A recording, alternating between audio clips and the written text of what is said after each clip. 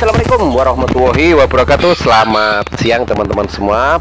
Baiklah, di kesempatan kali ini saya akan review hasil ternak saya. Ada burung puter dan ayam serama yang bagaimana dalam ternak ini saya kasih pakan berupa dedak yang hanya dicampur fur sedikit. Nah, seperti apa hasil ternaknya? Yuk nonton terus videonya.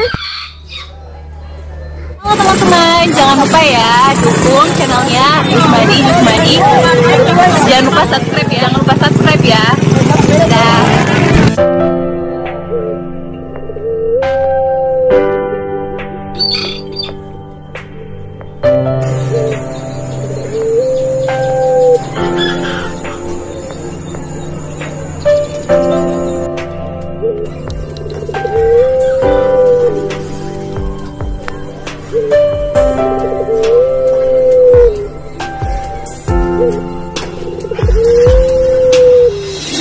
Kesempatan kali kita akan membahas lagi tentang dedak. Yang dibahas kali ini adalah dedak padi. Jadi begini ya, mungkin sebelumnya saya sudah kasih videonya, teman-teman bisa lihat di video saya sebelumnya tentang pemberian dedak padi ya. Ini sebenarnya pakan alternatif yang memang menurut saya paling murah di antara pakan-pakan yang lain. Bayangkan untuk fur, jagung, kisaran harga 10.000 sampai 11.000 per kilogram. Sedangkan untuk beras merah 15.000 sampai 26.000 per kilogram.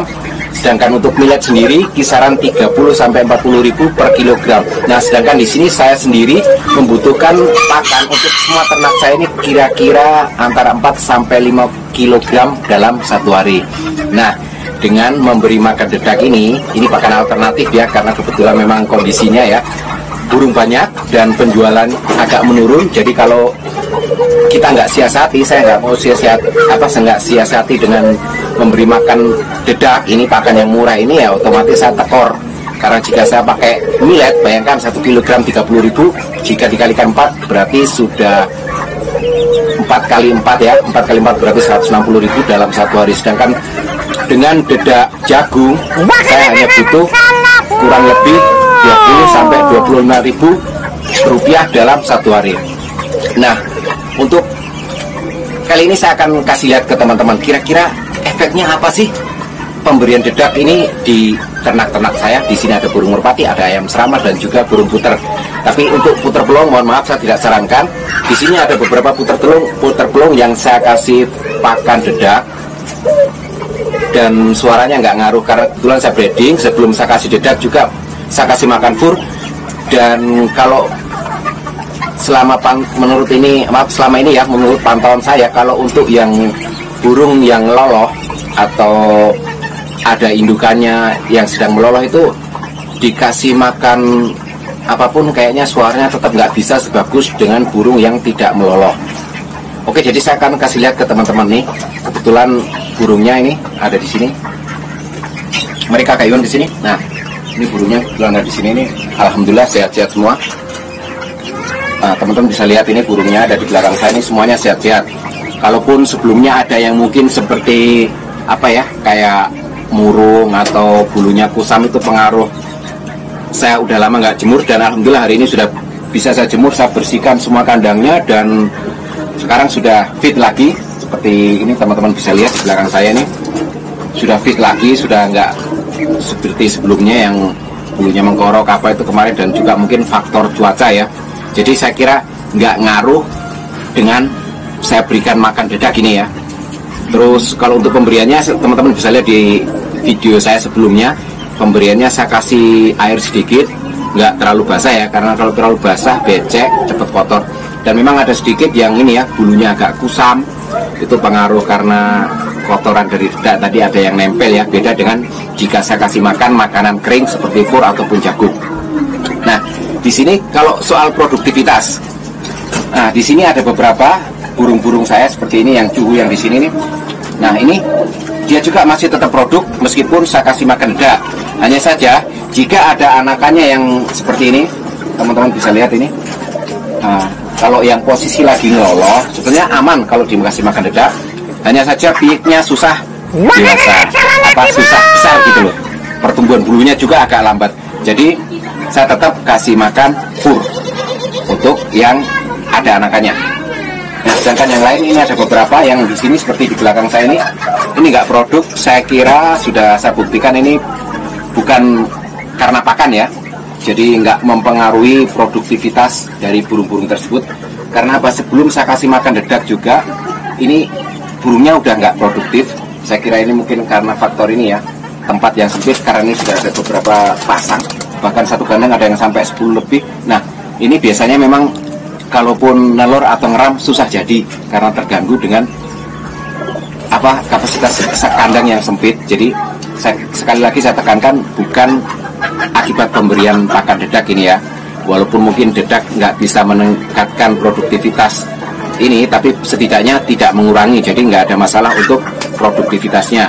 Nah, kalau untuk kotorannya sendiri di sini nih, nah ini nanti saya kasih lihat ya ke teman-teman di sini seperti ini. Nah, kotorannya sendiri malahan lebih bagus setelah saya kasih makan dedak rutin ini. Sudah lebih 1 bulan ya, kalau boleh dibilang mungkin sudah hampir 2 bulanan.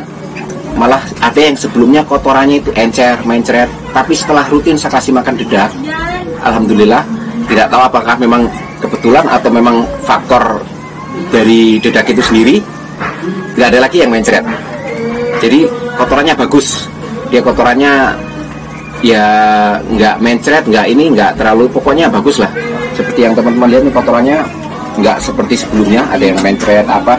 Nah, terus untuk cuman ini ya kelemahannya, yang saya kasih makan dedak ini untuk burung merpati terutama ya, kelihatan sekali nggak bisa gemuk, karena seperti yang kita tahu dedak mengandung senyawa asam fitar dan kandungan serat kasarnya cukup tinggi. Jadi protein dan mineral yang ada di dalam ini dedak ini nggak bisa diserap oleh tubuh, jadi nggak semuanya terserap. Biasanya dia mengikat protein dan mineral, dan juga sebagian ini ke kotoran, jadi ikut terbuang di kotoran, jadi nggak diserap seluruhnya oleh tubuh. Nah, inilah yang menyebabkan burung-burung saya, sebagian seperti merpati ada di sebelah saya ini, nggak bisa gemuk.